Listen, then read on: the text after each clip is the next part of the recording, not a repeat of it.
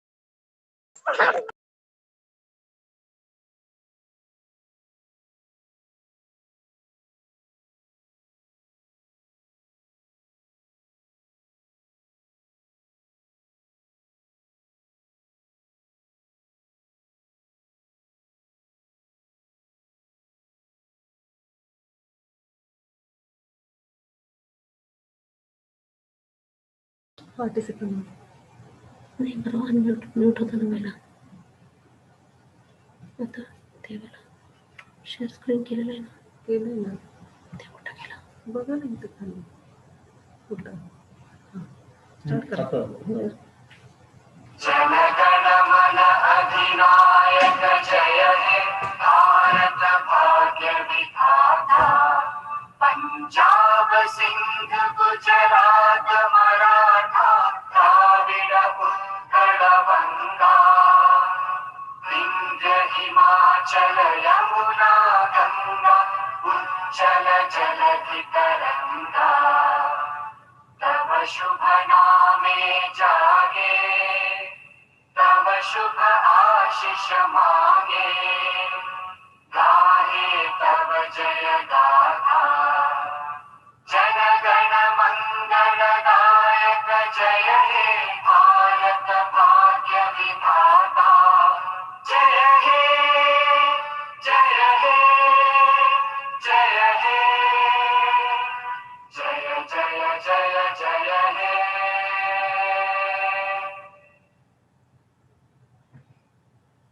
Thank you so much. Now you can have your seat. Now, I would request our respected Director of Bharati Vidyapeeth Institute of Management Studies and Research, Dr. Anjali Kalse, to welcome the audience. Over to you, Anjali ma'am. Thank you. Thank you, Rajeshwari. Very good afternoon and warm welcome to all the dignitaries, distinguished guests, faculty members, and my dear friends. Warm welcome once again for the webinar on COVID and post-COVID human resource strategy. I think it's a very, very apt and very, very important time to discuss these things on the webinar. As we all know that this COVID-19 has caused a massive damage to our global economy. We have witnessed in past 3-4 months how this COVID has disrupted our life. Every sector is disrupted. Millions have lost their jobs across the globe. Only the sector which I think is benefited is e-commerce, but everywhere there is a dent. And somehow I feel that we are now trying to come back on normal. We are now trying to see that we should be on the track where business leaders are now getting busy in rewriting their business plan. And I think at this juncture, it is very essential now. We have one HR head with us this time, Lalit sir. So there are HR head who are rewriting again their human resource strategies. And according to me, we have witnessed for several months the different style of working, the kind of creativity we engage in work, and so many other things which we never thought before. So I feel somewhere, there might be thousands of strategies and thousands of creative things the HR heads can come up with. But basically, I feel that by and large, 4 things, if they can work on, I think it will be much more beneficial for the employee, and not only for the employee, for the business, and overall, it will be a win-win situation, and it will be very much productive. The first thing which, it is, you just reflect back on this 7-8 months experience, and you will find that, yes, whatever I'm talking is quite relevant and can be rethinked. First key area which I feel is the technology enabled flexible work location. Now fixed offices have lost its significance in some way, which even in the education industry, I really look back and I'm surprised that, oh, we are still working, and that too we are taking online classes. Even 4 months when we are completely shut, that time also classes and the other things, other activities were going on. So it is quite possible. So I think this flexible work location, because we are somewhere, IT sector, I can understand they are already adopted this particular concept. But somewhere the very conventional kind of business, the education and the related things, we have a fixed mindset where I feel that the decision maker should think of, as long as you are getting productivity, I think they should not bother about the things, whether the employees are coming or not. So, but they should think of this, technology enabled, flexible, I can say the work location. Then the very important thing has come up, we have witnessed in past 6-7 months, is the flexible work schedule. I think that we have seen, but now we have to rethink and we have to rework on this, because now we have understood that teamwork is very important and very significant, and had played a very significant role during this time. So I think the more flexible work schedules should be thought of, and that liberty should be given to the employees. As long as employee is productive, then I think that flexibility, flexible work schedules should be given, and more creative and very unconventional kind of thinking should come in while rewriting, rewiring, I can say, the human resource strategy. And third and very important, I must underline this, the generous employee health policies. Now, health policies, every organizations, they have got health policy. They go for the fitness policy. They have the insurance. They have the, they are trying to take care of their employees well. But now I think business leaders have understood that, yes, human resource is the vital resource for any organization, and their betterment should be at the most, they should prioritize, and it should be at the top level. So much more better healthcare facilities, than the insurance, the COVID insurance also I will include. Now we have included, many of the organizations have included that also. Then the workplace hygiene, that is also now from henceforth it will be very, very important. And I would like to underline here, liberal sick leave policy. Sick leave policy, we have seen that all these things. But again, we need to rethink creatively on this, and we have to reframe these things, because now time has taught us that how this human resource can come handy and can be a vital resource and can be a productive in such crisis. So yes, employer will understand, the decision maker will understand, and that yes, they need to look into all these policy again, rethink creatively. And again, I think the more full-time workforce, the importance of more full-time workforce, we business leaders have understood now, because earlier the trend was outsourcing the things, and they have faced a huge huge resource crunch, huge manpower crunch during this crisis time. So I think we need to rethink again about our vital source, and maybe the full-time workforce organizations need to engage in their business now. We have seen past 15-20 years, much more focus was on outsourcing. But I think this is a high time now. We have to think about our resource, that is the full-time workforce. We have to see. And I think all the other policies, I'm talking about 4 major key areas. Based on these major key areas, more creative policies, which definitely can give that satisfaction to the employees, and definitely happy and satisfied employee will be a productive employee.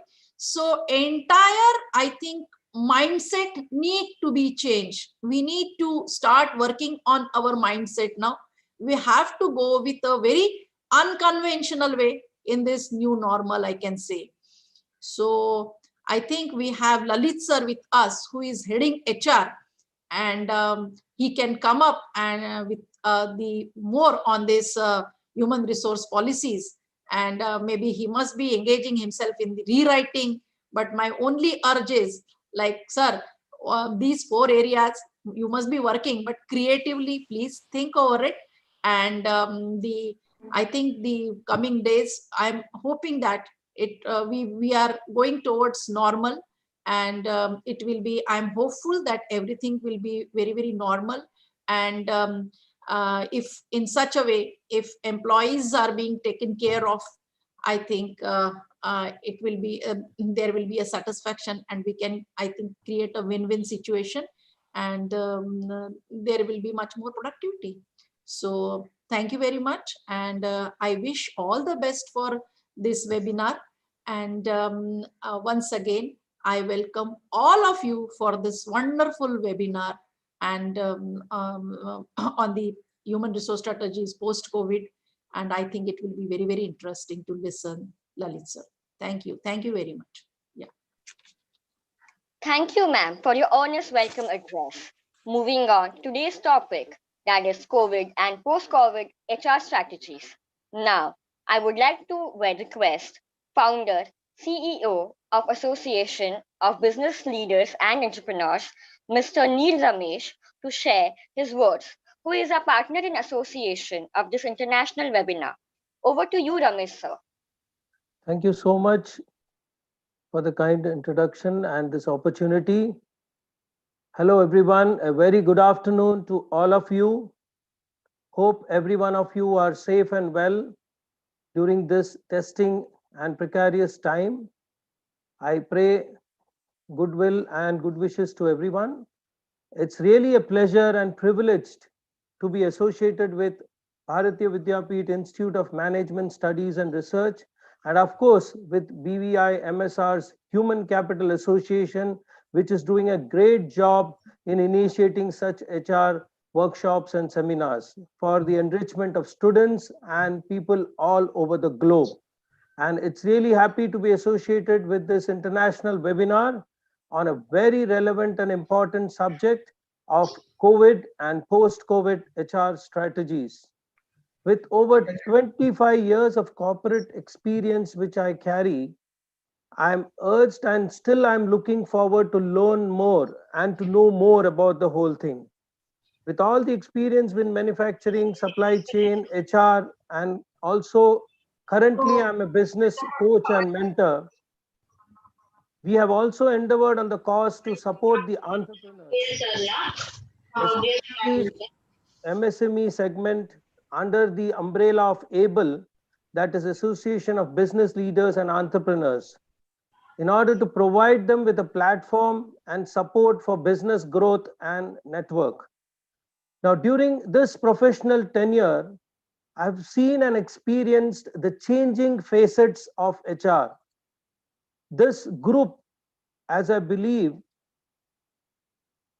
who are attending this particular international seminar is from the corporate world, from HR profession, students pursuing HR from India and abroad.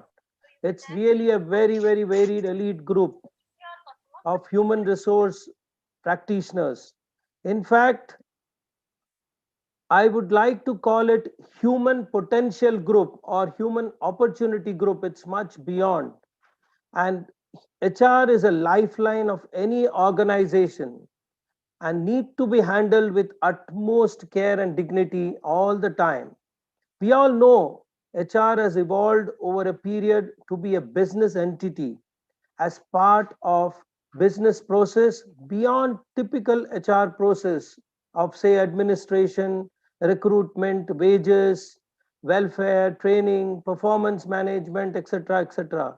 And it has now changed to become more strategic and aligned with the business objectives. The role has changed to implement talent strategies and support business results. HR professionals now encompass many roles. But all said and done, the current pandemic situation has just thrown out everything out of gear. Yes, it has caused tremendous disruption in our lives, lifestyle, profession, business, and almost every aspect of our being. Needless to say, HR functioning also is expected to rise up to this occasion and is expected to change its role and approach to cope up with the change which we now call everywhere, or the word that is going on is the new normal. So it's all about, as Madam Anjali said, it's all about re-imaging the organization. And for HR, let me tell you, it's a boon and a challenge as well.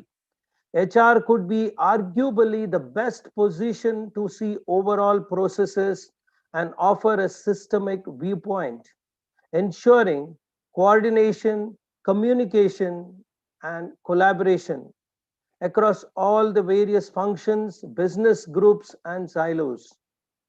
HR can facilitate dialogues that help ensure the right amounts of reinvention, reproportioning, and reprioritizing of business goals to adapt to shifting customer demands and markets in response to the crisis created by COVID 19. But then the aspect is how to deal with this shift, and that's what we are going to look today. In the future, HR organizations' response will need to focus on important areas, adding on to what ma'am has just said.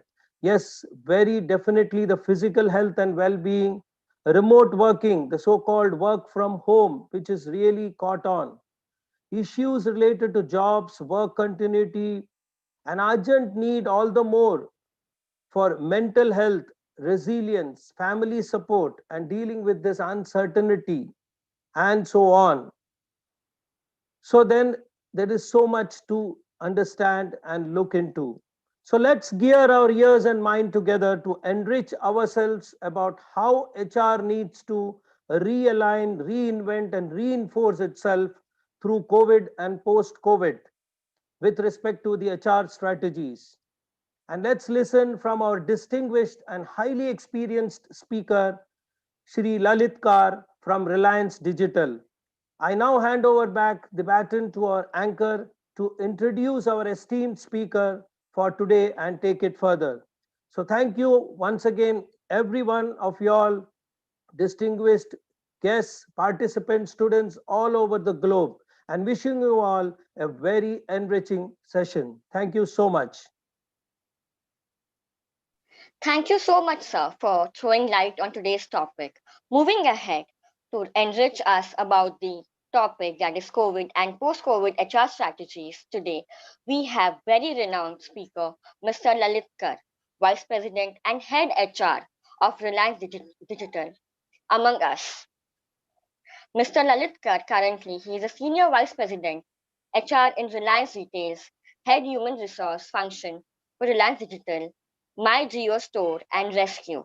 While Reliance Digital and My Geo Stores are retail formats in consumer electronics space, Rescue is a service arm which has responsibility of installation and repair. Currently, his businesses has more than 30,000 employees, I'm sorry. Mr. Lalit has 31 years of experience in HR. He is a postgraduate in personal management from Utkal University and the topper of his batch.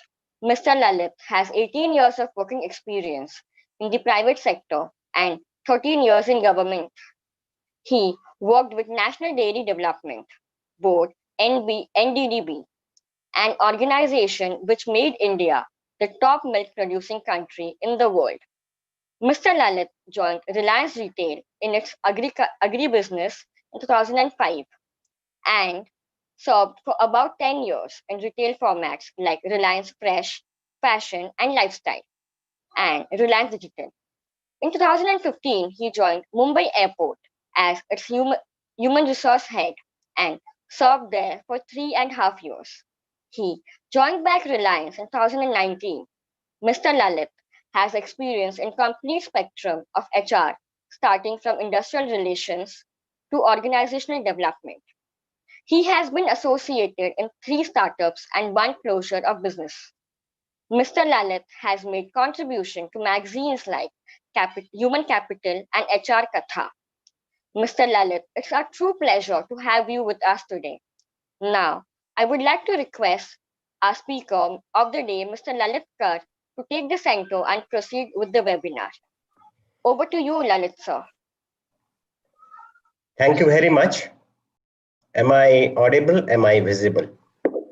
So you're audible, but you're not visible yet. Okay. You're visible now, sir. Thank you very much. Thank you so much. Thank you very much for giving me this honor of speaking on this August platform.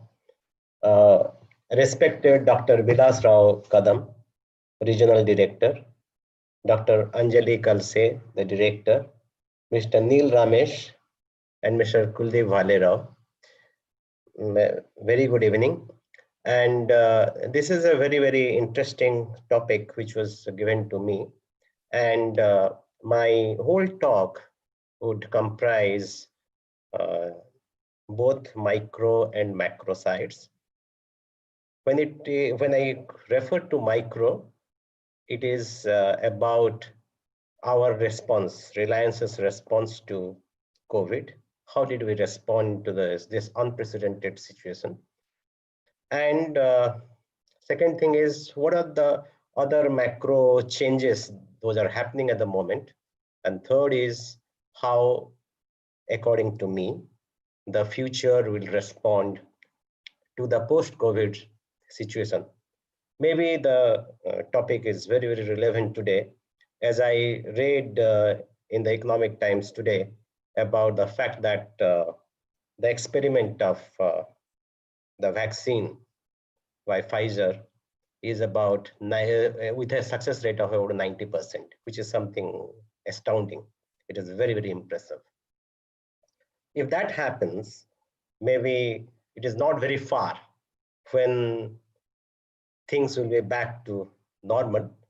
But as Mr. Neil Ramesh told, to back to a new normal, and how that new normal look like. That is the last part of what according to me would be the case.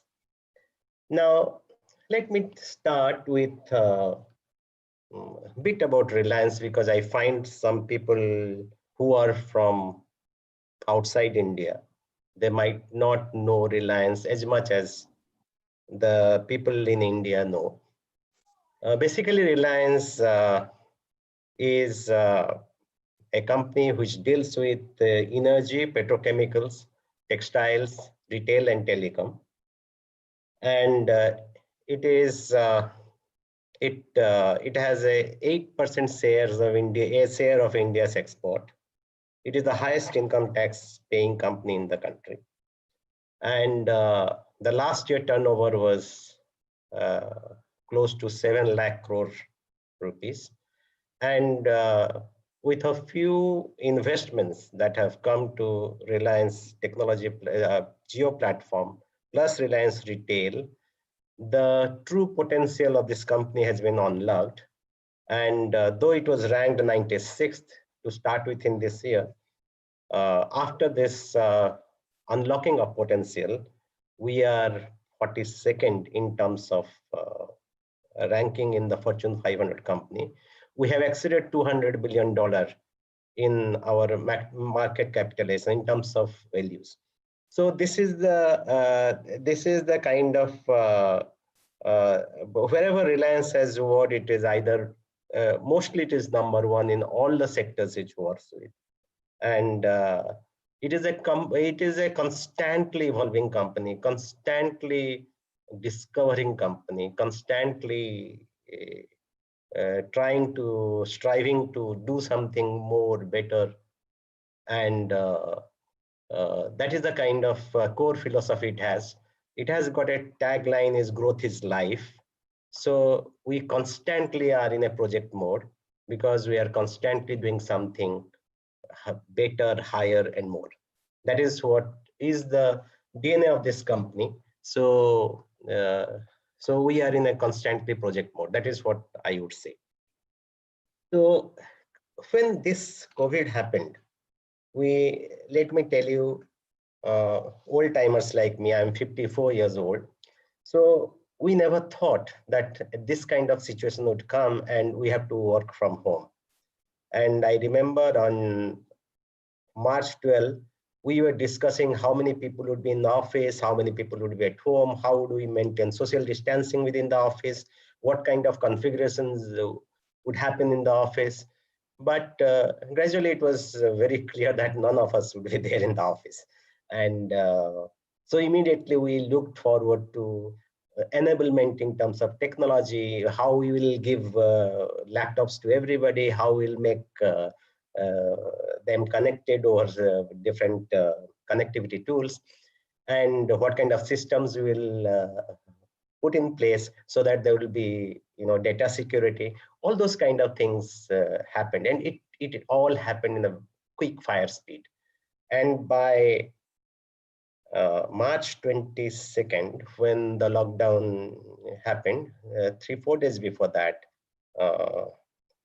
that was the last Friday in the sense before the lockdown happened, we were able to give laptops to most of the people.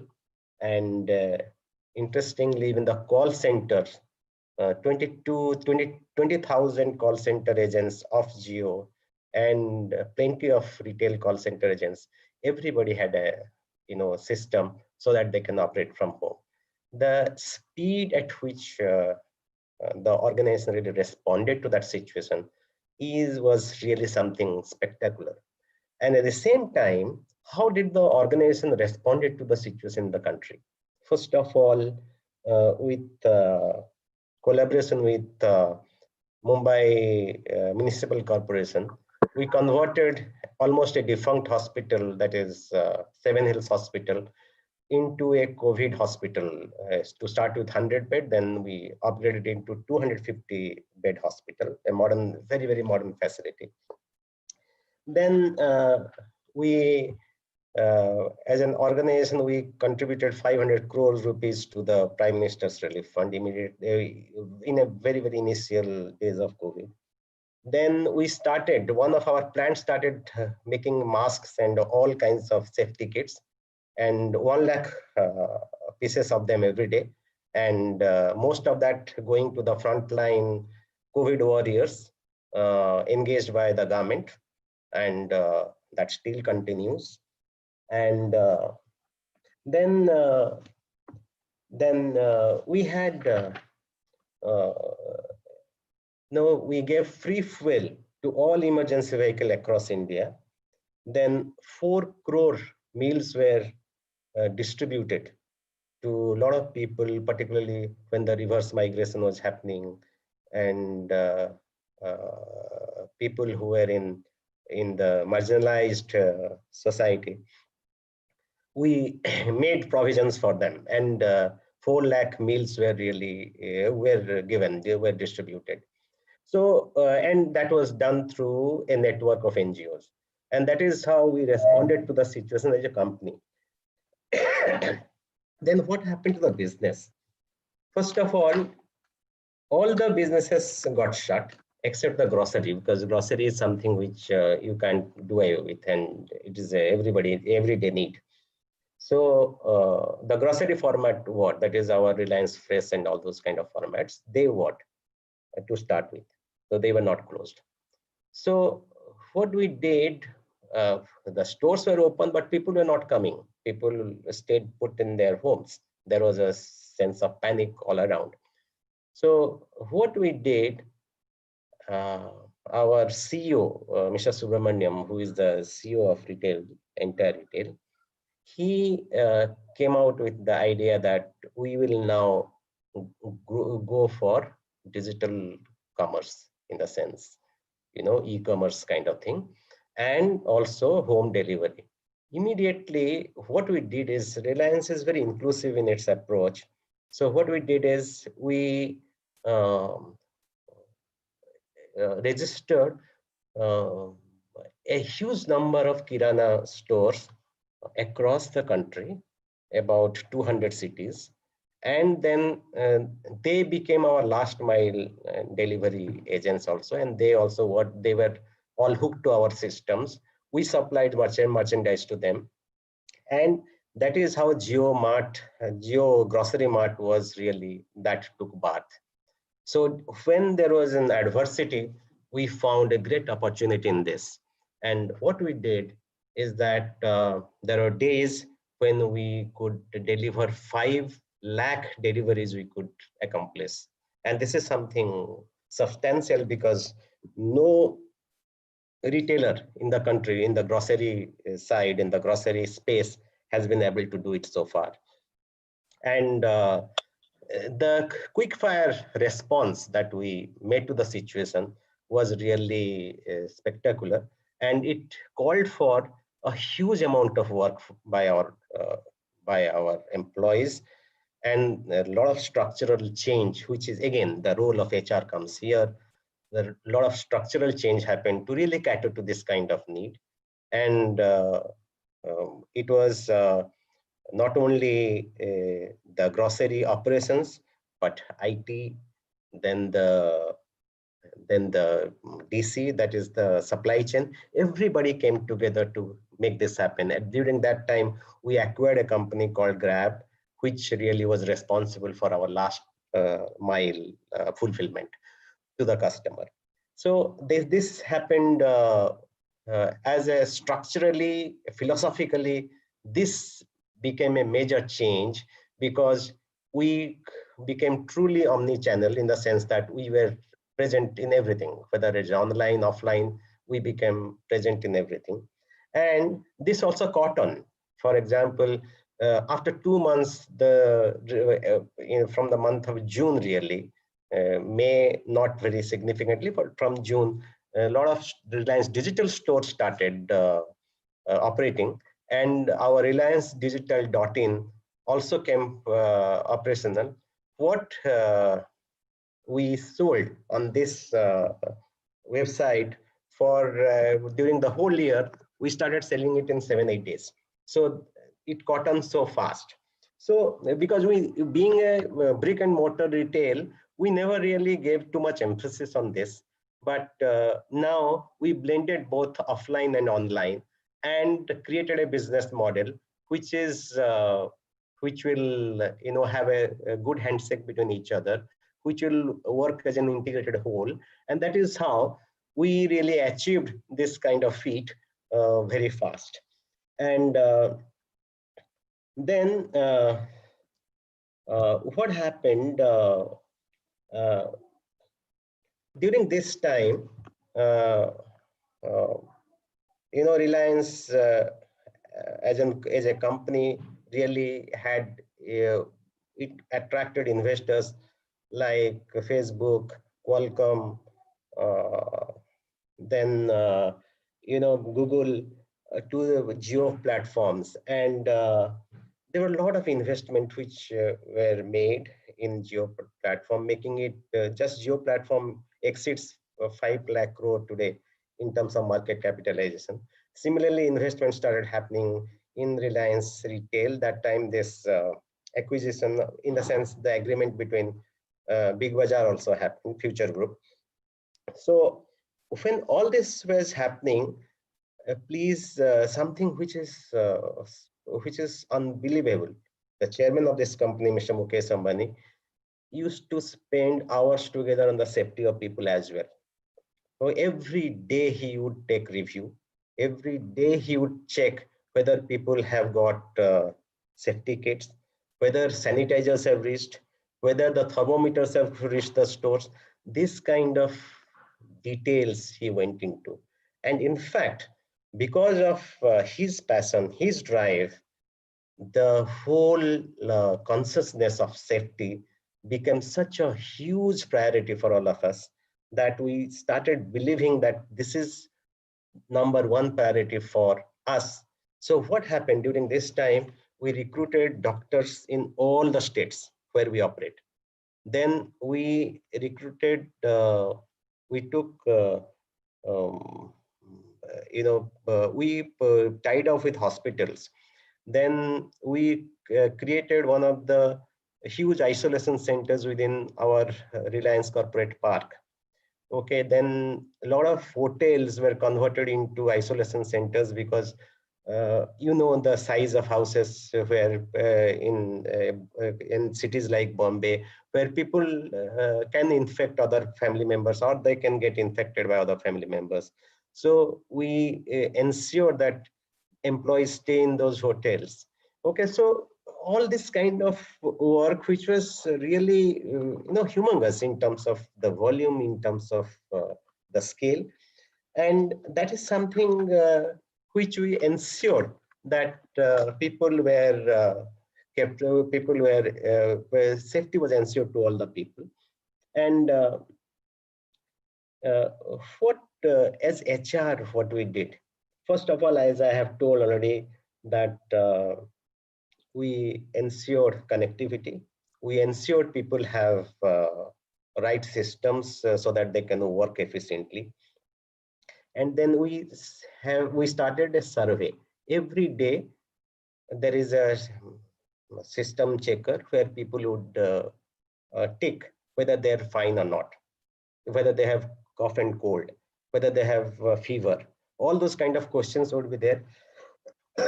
And the percentage of participation was more than 96%. And what happens, the moment there is something, we find that a person is not well, an HR person would call him and then find out if things are not okay, the doctor will reach out. So that is how we connected with a huge number of people in terms of their well-being, their safety, all those kind of things. Then what happened, we have got something called an emergency response system, which was always there. Reliance has that across India. Any employee, if he has any problem, any emergency, they can just call back on that number, and there will be immediately, there will be some help that will be made available to him. So we beefed up, we strengthened that system altogether across the country. Then how would the employees take attendance? So we created an in-house system whereby employees took their attendance. It shows their picture. It shows their what time they took the attendance, and where are they? In fact, which place are they from? Are they taking their attendance from? And there is something called Employee Experience, which is an app which was created, again developed in-house, It was created linking about 12 or 13 legacy softwares and platforms, which is very difficult. Had we given to any IT company to develop it, probably they would have charged something above 100 crores. And that was developed in-house by our technologist. And that app, we can do anything. We can see our leaves, we can see our provident fund accumulation, everything we can see. And we can take decisions. If as a manager I can give approvals, all that can be done. So that made life much easier. Anyway, we had an ESS portal all the times, but in the form of app and all that, it really helped us a lot. Then every store, every frontline staff was given a lot of assurance by the company. There were thermometers, sanitizers, masks, gloves, face shield, protection jackets, and immunity booster. We gave medicines every day, vitamin C and zinc to every member. Every day it was being given. So, and so that their immunity increases to fight COVID. And a series of training programs. That was the best time for us. What we did is very interesting. Madam Anjali Madam was talking about creativity. We just allowed 50% people to come to the store, and other 50% people would stay at home for 14 days. After 14 days, the group which is working in the store will go back home, and the group which is at home will come back to the store. Why 14 days? Because normally the incubation period is 14 days in COVID. And second thing is, if somebody working in store has COVID, immediately we send back the whole batch and get back the batch at home, which is who is that batch is supposed to be at home quarantined. They should not step out. So we did that. So 50% people, with 50% people we vote. A lot of stores in a lot of states were not open. They were open for 3 days, 2 days in a week, or for restricted timings. All that used to happen. But there were states where stores have not opened for 4 to 5 months. Not a single person was terminated. Not a day of salary was stopped. So it continued till they resumed their work. In the store, what we did, we designated a person as safety manager. His responsibility would be to really ensure that everybody is wearing mask, everybody is wearing gloves, and everybody is wearing following the safety practices. At the same time, we had CCTV monitoring. Sorry to interrupt, sir. Sir, can you please adjust your screen since you're not visible properly? Is it so? So a bit more. Is it fine now? So a little bit adjustment will be fine. It's still not clear, sir. Yes, sir. Now it's fine. Okay. Thank you, sir. Thank you very much. So, that was going on in the store. Then there was CCTV monitoring. Wherever there is any safety norm violations, then if it exceeds 5 cases, the store manager used to be informed. Then every store has a responsible person designated as safety manager who would take care of all the safety norms. Still there were violations, and there were also vulnerable states, and the vulnerability differed from state to state. So we had a lot of focus group meetings. This was very easy. And that time also a lot of our leaders spoke to the employees directly. All the employees, they addressed the employees, which was never possible before.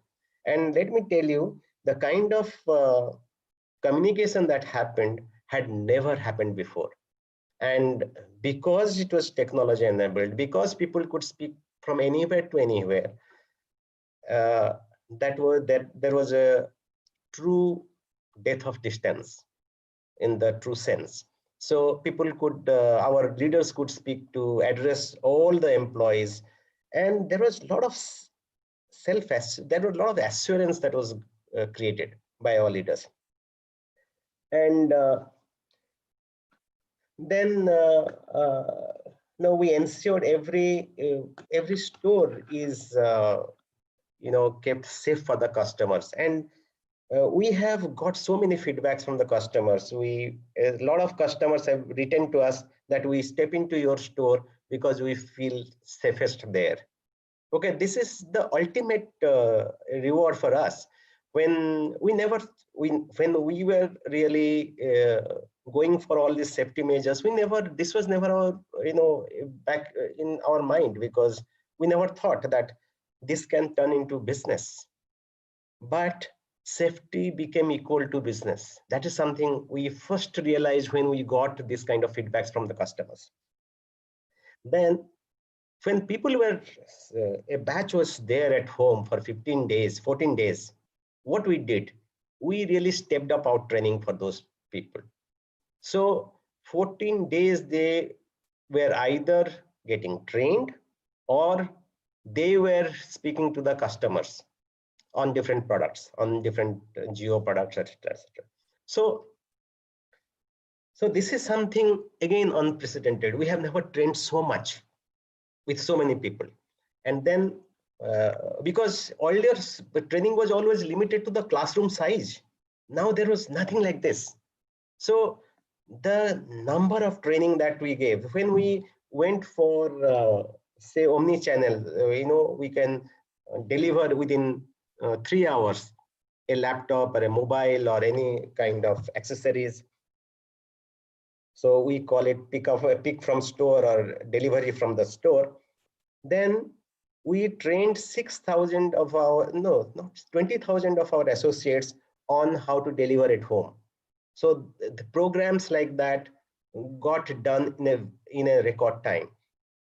Then so much of engagement programs, particularly fun programs, we could discover so many employees have so much talent, different kinds of talents. So they showcased, and they would showcase on mobile, on the WhatsApp group. And that is how we discovered the amount of talent, the depth of talent that exists within the organization. And that was again a discovery. And a lot of reward and recognition program, which was very, very localized, became completely national. All the large programs happened nationwide, so that the connect between the HO and the region and the location was really established, and the divide was completely bridged over. This kind of experiences were unique for us. Then what happened when the Shramik special train started? A lot of reverse migration happened across the country. A lot of people went back to their homes. That also happened with us, but not as much. When we made a survey, we found that people felt safe to be working in the store, so that most of them didn't go back. That is number one. And number two, the ones who went back, we tried to find the nearby stores in our format or any other format, and same happened to other formats with our format as well, to give them a role there, so they could go to the store and work. So that is how, even if some people didn't work, we could not find them any role, we still paid them salary. So there was no stoppage of salary for those people. Then what happened? We found that by July, we were even making more sales than last year, July. And that continues. And it is because there is working from home, study from home, all that is happening. So a lot of laptops, mobile, and those kind of devices are being bought by people, our customers. So when that happened, from the that people, our stores were selling more than the last year, but we didn't, when we started, it was all annual operating plan targets, but the AOP numbers really went into winds because of this kind of unprecedented situation. So what we did, we used to give incentive based on AOP numbers. Now we changed it. Again, it's an innovation. What we did is that, like for like, if last year whatever sales the store was making, if this year same month they have made more, then employees will be entitled to get incentives. So we paid incentive. We started paying incentive from July onwards. Then we did recruitment through an app called Tile Digital, where an employee can open an app, can take the test, can give the interview based on the random questions that are thrown open to him, and that gets recorded, that gets stored, and we can find out which candidate, where he has interviewed, for which store.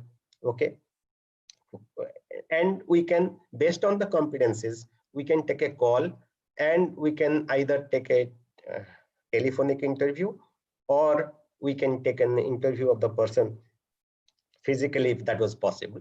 And wherever possible, we used to recruit. Our recruitment didn't stop, our assessment for promotions didn't stop. We again revived all these things because we understood that this is going to be life, this is going to be the new truth of life. Therefore, we should not, sooner we go back to our normal HR processes and career processes, reward processes, recruitment processes, better it is for us. So we went back very fast. Then in October, we recast the goals and objectives, because goals and objectives for the year was made based on the plan, which was drawn in March. Now, with the changed situation, we again recast our goals and objectives. So what were the learnings? Basically, the learnings were that work can happen remotely. Okay, that not in everything, but for in frontline, in manufacturing, in banks, insurance companies, in government, it cannot, you cannot operate from home. But lot of work according to our traditional mindset, it was not possible. But we realized it is possible that we can work from home. And you must give credit to 4G that was ushered by Reliance. So today, because we are able to conduct this kind of meetings because of the large bandwidth, and meetings became more focused. Okay, earlier meetings were not as focused. Now it was very, very focused. Then communication became easier, faster. And what happened, leaders really could meet with a large number of people. And all the HR processes can go as usual with slight modification. And of course, at certain times, little more difficulty, but it's fine. And maximum amount of employee involvement can happen. Huge amount of employee involvement can happen, whether it is any reward and recognition, any fun activity, or any kind of suggestions. So the inclusion of all the levels across regions is possible, which is far better than being in the traditional setup. Then during this time, this is what is our experience. This is the HR strategy which we're talking about during the COVID time. But what is going forward? During this time, 2-3 major changes have happened. One is the Prime Minister, in the wake of Galwan standoff between India and China, Prime Minister Mr. Modi gave a clarion call, that is Atmanirbhar Bharat. Atmanirbhar Bharat is not only self-reliant India, but it is about a capable India, building capabilities. And if you see today, our balance of trade between China and India, if you see, our import is about $66 billion, out of which about $54 billion is electronics. And yesterday, Mr. Ravi Shankar Prasad told about the fact that there are 9 such players from Apple ecosystems who have agreed to come to India. When those people come to India, and it would not be difficult for Apple to really move to India to make a production. Already Samsung has come to India. And when that happens, there is a larger ecosystem that gets created. Okay, so it is very important that a lot of FDIs come, but when that comes, there will be newer skills that will be required. And though it looks difficult now, but with time, those skills get created. Like JB said, the economist said that supply creates its own demand. Okay, you create those kind of facilities, opportunities will come. Okay, as it happened in automobile sector, all the different foreign companies came, and those skills got created. Now all the automobile company work with 98% vendor base within the country. So excuse me. So this is the kind of situation. So those capabilities we need to really build. That is one.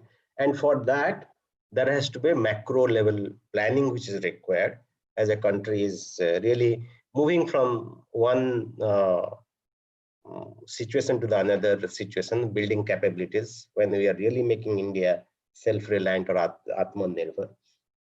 And there, the amount of macro level planning is really crucial, and getting FDI is important. Creating capabilities is important. Then another thing happened, which is Farmers Bill, which is Empowerment and Protection Bill, which really frees the farmer to sell through APMC. So Agriculture Produce Marketing Committee, which was there. So that is something which there is a normally the whole system becomes very perverted for the farmer, for the simple reason that there is a middleman in North India, they call it Artiyas, who really collude among themselves, and they fix the price in the APMC. When the farmer goes, his prices are depressed. Now, farmer can sell to any corporate, any retailer, any food processing company, okay, in the open market, in whatever rates, whatever competitive rates he gets. Now, what this means, India last year, when everything was down, one sector which did well was agriculture. It is our food production, cereal production became 293 million tons. When this is the kind of production, and we need to really address that, because a lot of that goes west. At the same time, in horticulture, we are number 2 in the world. In vegetable, we produce 14% of world's vegetable, 12% fruit we produce whole of world's production. So when we have those kind of capabilities, but very little forward value adding processes are existing in this country. So with this bill, I hope that there will be a lot of food processing companies which will come. And again, that is a sector which was completely neglected. We need to create a lot of capabilities, a lot of skills there as well. So that is going to change at the macro level. And third thing is the changes in the labor code. So what happens, Mr. Neil was talking about MSME. Now, up to 300 people, if you are employing, you need not take any permission from the government to close the unit or go for a layoff or go for a retrenchment. So that gives an enormous power to an MSME entrepreneur. So what happened, if you see India's MSMEs, they export, their share of export is 48%. Normally people don't know about such things. Okay, so there is a huge amount of potential that exists, and with this kind of freedom, this kind of liberalism, it is important that the MSMEs blossom, they do better, and the manner in which they used to flounder will not happen. That is what I hope. So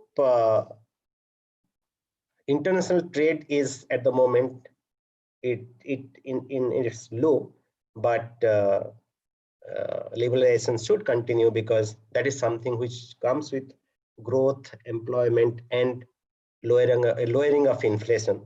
And therefore, India should be little open, but at the same time, I'm of the view that which are not required or which are least priority things.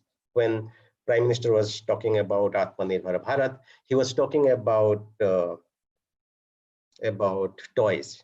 In fact, if you see, India's toy market is about 7,000 crores, 6,000 crores gets imported from China. So we can avoid such kind of imports. It is another thing that today India's foreign reserve is about $550 billion. So, but that doesn't mean that we can become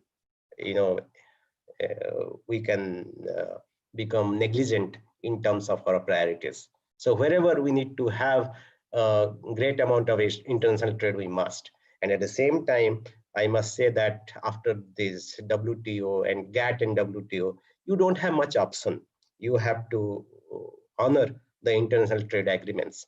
At the same time, it is as customers, it is our responsibility to exercise those kind of priorities as to what we buy and from which market. That is something which is very, very important for ensuring that MSMEs thrive, ensuring that our own domestic industries thrive in certain sectors.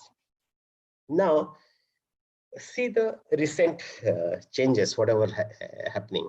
Now, the GST collection in October is about 105 lakh crores, which is about 10% more than the GST collection last year, October. That was 95 lakh crore. And the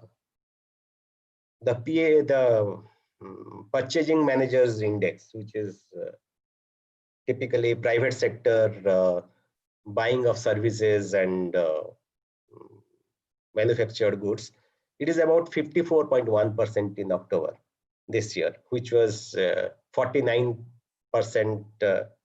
It is not percent, it is an index. So 49.7 in September. So the economy is looking up. So with this, we can believe that, with the news of Pfizer manufacturing the vaccine, we may hope that situations will be back to normal very soon. But what has happened? You who have studied organizational behavior would have studied theory X and theory Y. Theory X and theory Y is a set of assumptions about people. Theory X managers think that people are essentially lazy, they need to be pushed, they need to be flogged to really get work done. Whereas theory Y managers think that people are essentially, they want to do well, they want to excel, they want to give a great result on whatever they do.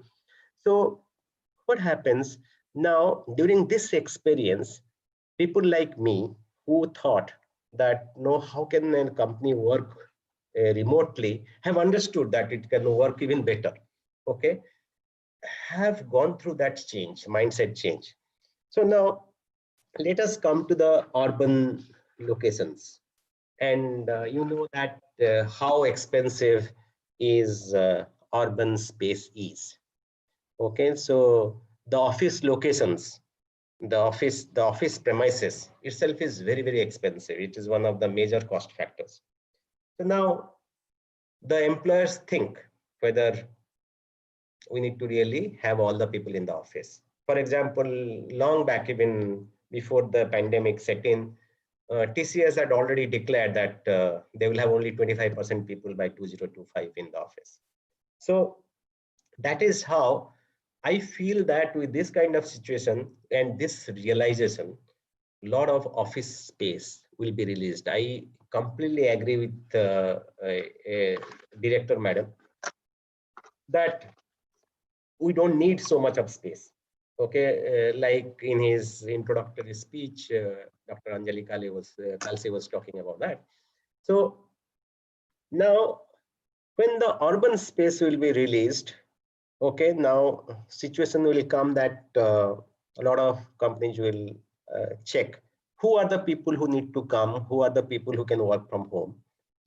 So there will be the HR manager will face two kinds of requests. There will be essential critical people who need to come but are not willing because they are now quite happy being at home. And there will be not so essential who can work from home, who we are not needing at office, they will be willing to come. So the first thing when post-COVID, the HR manager has to start negotiating with the critical ones who don't want to come, but need to come with that group of people, and the ones who are not who are willing to come but are not essential to be in the office. Okay, with that two groups, the first thing is the HR manager has to discuss that, and that is how some kind of understanding has to come. Okay, so critical unwilling and non-critical willing. So that two groups of people. Then what will happen? So a lot of people will work from anywhere, including their hometown or anywhere they choose. So so what will happen? The cost, employee cost could reduce, because when you relocate an employee from, say, Raipur to Mumbai, you have to compensate because your house rent is higher, the cost of commuting is high, so cost of living in Mumbai is higher. So all those considerations are there. So the HR manager will be in a better situation of negotiating the compensation. The cost will go down. Third thing is, like conveyance allowance is a part of our cost to the company, cost to the, a lot of people will not need it because they will be working from somewhere and they need not come to office. Maybe there is a working from home allowance will be required because they will be working, they will be using AC, they will be using other devices, connectivity devices, and there is a cost associated with that. And maybe the Income Tax Act will also insert something like working from home allowance kind of thing. Okay, there can be some change which can come. Then in among other policies, the home office setup, including ergonomical chair and all those kind of things, that the corporates may offer, because this is what I'm talking, what is going to happen. Now, this is the time when the companies which are recruiting, which are in a growth trajectory already, and they're recruiting, some companies are doing it, and they have forgotten that there is a finite office space. Okay, so they're thinking that whenever they come, whenever the new normal comes back, people will still continue to work from home. At least there is some underlying assumption which has already been created. Because if they call everybody to the office, they will suddenly discover that they're out of space. So that kind of situation is happening, and recruiters are little unmindful at the moment, particularly in the high growth organizations. So therefore, it will be necessitated that work from home will become a part of, it will be an element of our life. It is going to happen. Now, this is the right time for companies to really tap who is the right talent. because they must really now understand who is the right talent and whom they will tap for future. They must engage in those kind of conversations. They must understand who is the right talent for them. They have time. So HR people must scout for the right talent. Whenever they need, they should be able to really onboard them. Now, another thing which is going to change, a lot of expats, not experts, expats in the foreign countries, they didn't want to come to India because it involved change of location. It involved some difficulties.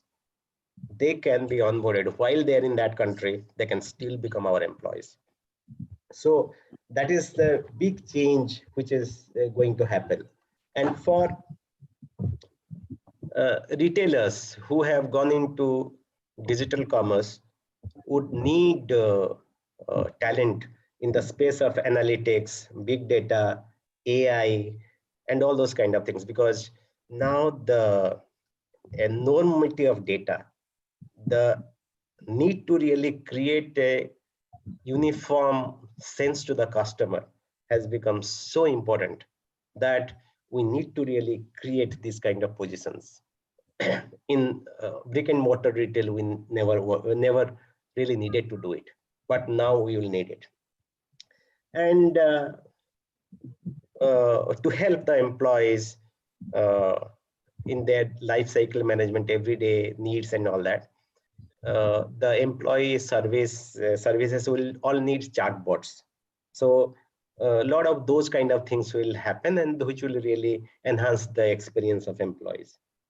And one of the major things which is going to happen, there will be a lot of churn in CEOs, because historically, if you go by data, one finds that the companies which wants to embark on massive changes, large scale changes, they always hire CEOs from outside, and that is going to happen in a large way. And this is my prediction that there is a huge amount of CEO churns in many companies. And performance appraisal, it will be results only. Okay, so it will be more objective. So that is something which is which will be highly visible going forward. And for the employees, the competencies to the ability to really network remotely, the ability to work in project teams is something which is going to be key. Those will be the key success factors for an employee. And for the leaders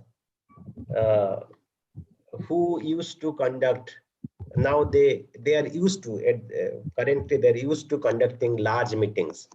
What happens? They are able to spot a lot of talents. Earlier, it was not possible because there was always hierarchies, and hierarchies are blocks. They didn't have a complete visibility. Now with large scale meeting, they're able to see who their real talents. There are a lot of young people who are ideating so well, they're articulating things so well. They're able to find those real talents. And with that, with the ability to reach so many people, I think the span of control will expand. A person will be able to manage more number of people at the same time.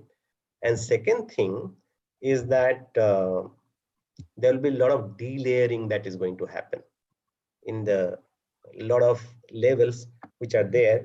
See, typically what happens, there is a phenomenon called organizational arthritis. In the pyramidal organization with multi-levels, every joint, every crisscross is a joint, and that joint develops some kind of arthritis, like it happens to humans. Over time, the organization becomes less agile, the organization becomes less responsive to changes. So that organizational arthritis will be addressed much better with this kind of ability of the leaders to reach out to a large number of people, able to find the real talents with the organization, to be able to really see the depth of the talent in the organization, a lot of those kind of changes are going to happen. And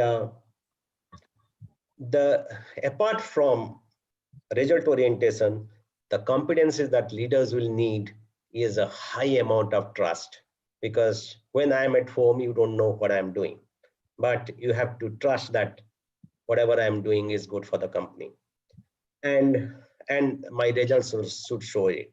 And trust, transparency, and confrontation based on logic and data. These are the competencies which are required for the leaders of post-COVID days. And what will happen to the organizational cultures? As you know, Edgar Shane, who really is one of the propounders of organizational culture, told that there are 3 levels. One is the facade, what you see in a company. And when you walk into an office, how does it look like? Whether people are tight, whether people are speaking out freely, whether people are giving data freely. Excuse me. So all those kind of, there is an eerie silence in that office. Okay, that is the facade. Okay, next level is, what are the underlying assumptions for that? Whatever you are seeing, what are the underlying assumptions for that? Whether people think that discipline is code to us, or some people think that no, entrepreneurial skill is code to us. And then what is the leadership? There are 3 levels. Now, what is going to happen? Let me tell you is that now the new employees who will join, they will not see the office or see the company. They will work from remotely. When that happens, the understanding of the culture will not be complete by the employee. So here, the role of HR comes in terms of a very, very effective induction program and arrangements of virtual buddies and all those kind of things, so that the new employee is made comfortable very fast, and he understands, in what manner the organization expects him to behave. And organizational communication has become very, very frequent now. So so it will be less hierarchical. Of course, I have already told that. And what will the workforce design? There will be core manpower, as Madam was talking about. Then there will be outsourced manpower. Then there will be some gigs as well as freelancers. And then there is technology. Okay, these are the layers. Now, in the short term, technology and outsourcing always compete with each other, because technology very easily takes away your repetitive jobs.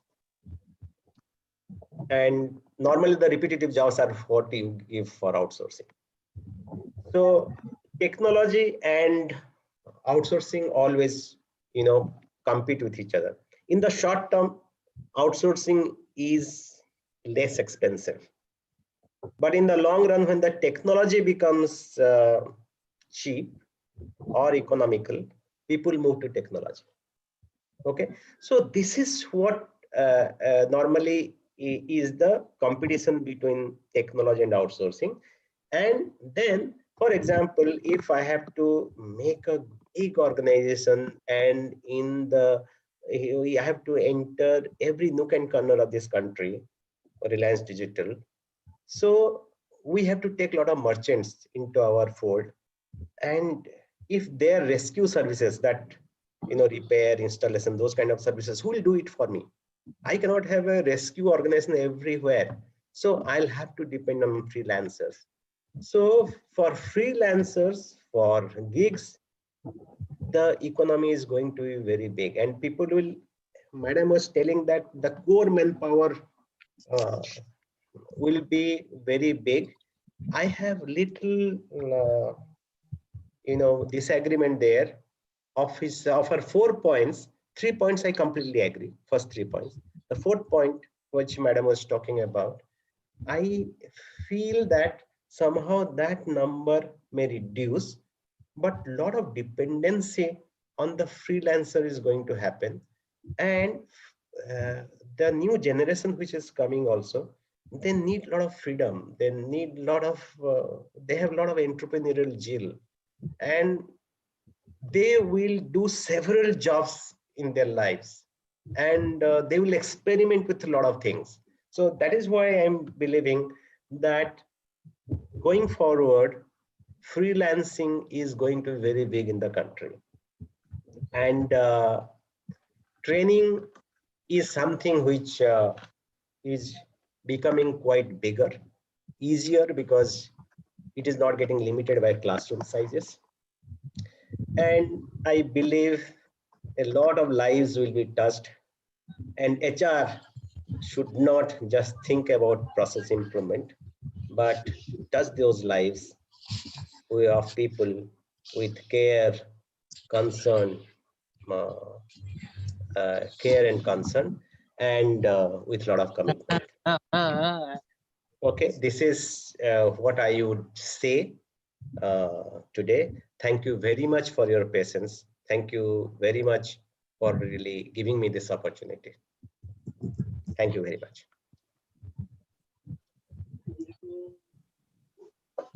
Thank you so much, Lalit sir, for your valuable insights about the topic. Your expertise, which you have used to deliver the knowledge to all of us today, would really be helpful. Thank you once again. Now, the session is open for question and answers. We'll be taking up few questions from the chat box. Over to you, Veena ma'am. Yeah. Thank you, Rajeshwari.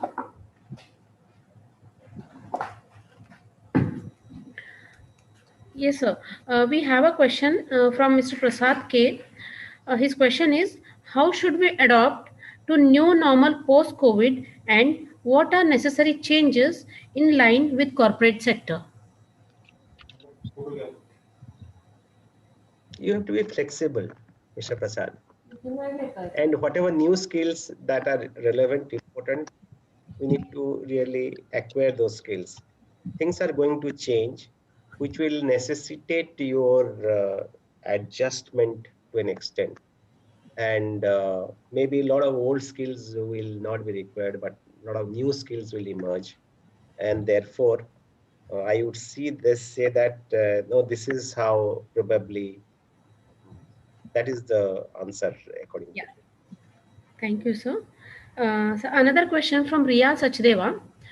Due to this ongoing pandemic, can we expect good opportunities in near future?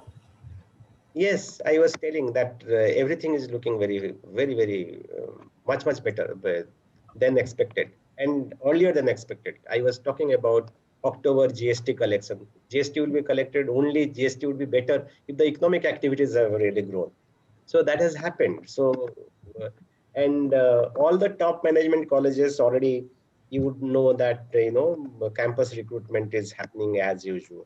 So, and as time passes, maybe over next 3-4 months, a lot of things will change. That is what I believe. Yeah. So another question from Prasad K. Why do we depend upon the electronic goods accessories from China, and why a big country like India is lagging in manufacturing of such goods? Yeah, it is. It has got to do with the historical reasons. There are two things now I see. A lot of companies from China are moving to Vietnam. Why they are moving to Vietnam? Because Vietnam is also a communist country. The amount of predictability in Vietnam is very high, as is in China, in terms of the political scenario, the environmental reasons. That is one.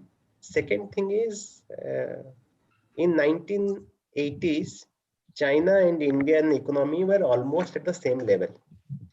But after that, everything changed. And because they had a very different approach, so they identified certain zones. One zone for electronics, one zone for footwear, another zone for luggage, like that.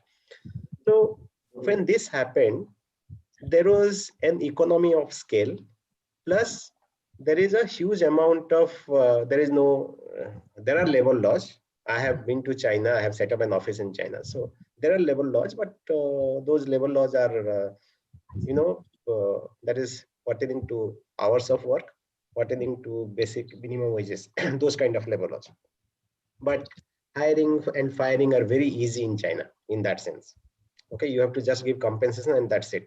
Whatever is required, you just give that compensation and you can get rid of with that employee. And in India, those kind of things were not there, at least with this labor codes which are changing. It will give some amount of breather to the employers. And second thing is what is important for a country. Okay, so in India, there are a lot of social factors which become very important for us. A lot of rights, individual rights which become important for us, whereas economy remain important in China. So in India, economics always chased politics, whereas in China, politics chased economy after 1980. And that really made the significant change. And when they made electronics as one of they became the global powerhouse of production manufacturing. Electronics was one of the choices. And there was cheap labor when you compare with other countries in Western countries where electronics were being produced, even Japan. In Japan, the wages went high. And in China, it has also gone higher. So now there are a lot of other destinations which people are moving to. For example, countries like Indonesia, Philippines, and all those countries, are becoming preferred choice. Bangladesh has become the preferred choice for textile. So a lot of those kind of changes are also happening. Now, what I was hinting at is that with the ecosystem getting built, even companies like Apple, companies like Samsung will come here. The moment that ecosystem gets built, you have got a big vendor base, then other small companies will also come. So India can become an electronics giant if really we have a sincere efforts towards that. That is what I wanted to tell. It will take little time because skills need to be built, the capabilities need to be built. So it takes a little time, but that lag time is about 2 years. So one last question from our management student, Rajeshwari. Will the companies adapt to this work from home policy even after COVID situation? And that is what I am told. Because first of all, they will discover that the urban space is very expensive. Yeah. And their experience during the COVID time of managing people, of managing processes has been quite good. At least in Reliance, we have had a very great experience. So, and I hope other companies have that also. So when that is possible, why would they spend so much money taking this urban space and making big offices, giving electricity bills, having large canteens and all those kind of things? Okay, so, but a lot of people, but when you have a physical organization, what happens?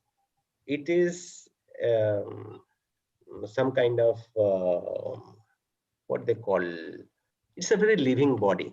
Okay, so you connect with people. A lot of people step out from home. For example, a girl like you, okay, who suppose you are married, you have got your in-laws, everybody in a small house. Every day you need little break away from that situation because that is a need. So a lot of people will need that as well. So what I'm telling is, if people will continue to be home, they will not step out of their homes, there will be a lot of psychological issues which may come. And therefore the companies, you should have counselors, they should have tie up with psychiatrists.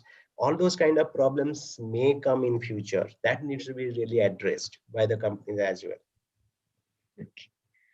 Thank you, sir. Thank you for your knowledgeable answers. Thank you. Over to you, Rajeshwari. Thank you, Veena ma'am. Thank you, Lalit sir. I would like to tell you that the feedback link is posted in the chat box. Kindly fill the form for the attendance and for the certificate purpose.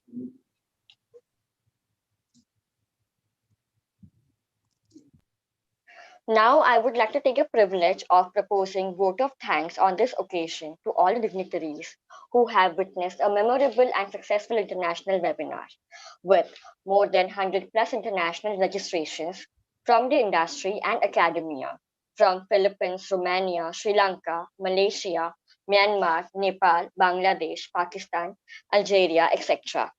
I, Rajeshwari Puhan, on behalf of Human Capital Club, Bharati Vidyapeeth Institute of Management Studies and Research, extend vote of thanks to today's respected resource person of the day, Mr. Lalit Kar, for not only sparing his valuable time, but also for enlightening us with his commendable knowledge and experience. In this uncertain situation of pandemic, your words are going to be motivational and will definitely help everyone attending the session in their career ahead. I would like to thank Honorable Dr. Vilas Rao Kadam, Regional Director, Bharati Vidyapeeth Educational Complex, Navi Mumbai, Dr. Anjali Kalse, Director, BVIMSR, and Mr. Neil Ramesh, Founder and CEO of Association of Business Leaders and Entrepreneurs, for their encouragement and continuous support towards making this international webinar a successful event. I would also like to thank the organizing secretary and mentor, Human Capital Club, Professor Kuldeep Bhalera, conveners of the webinar, Dr. Manisha Wagmore and Professor Veena Kolte, for planning and successfully organizing such an informative and valuable webinar. Heartfelt thanks to all the teaching professionals, research scholars, and industry professions for their patient hearing and making this webinar successful with their enthusiastic participation. The success of this webinar wouldn't be possible without the expertise of the supporting team, Fatima Kadri, Usha Rani Mahapatra, Kajal Surya Rao, Priyanka Gund, and Saket Chaudhary. Thank you for their wholehearted involvement and best efforts taken towards completion of this task beyond their comfort zone.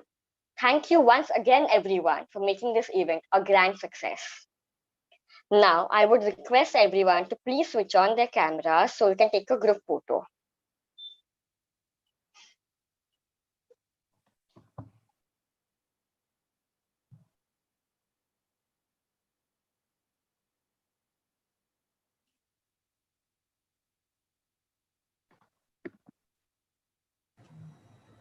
Yeah, I request everyone to please put on their camera so that you are visible in the group photo. Am I visible or no? I'm not able to see myself. Sir, you are visible. Okay. Okay, I'm not able to see my image here. That is the reason. Yeah, you are visible, sir.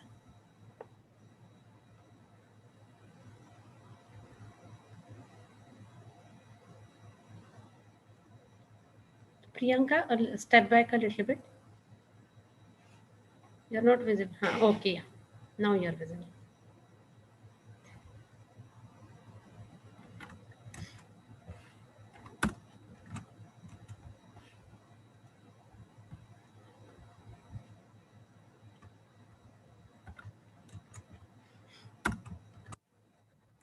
Yes. Yeah, it's taken. Thank you, Veena ma'am.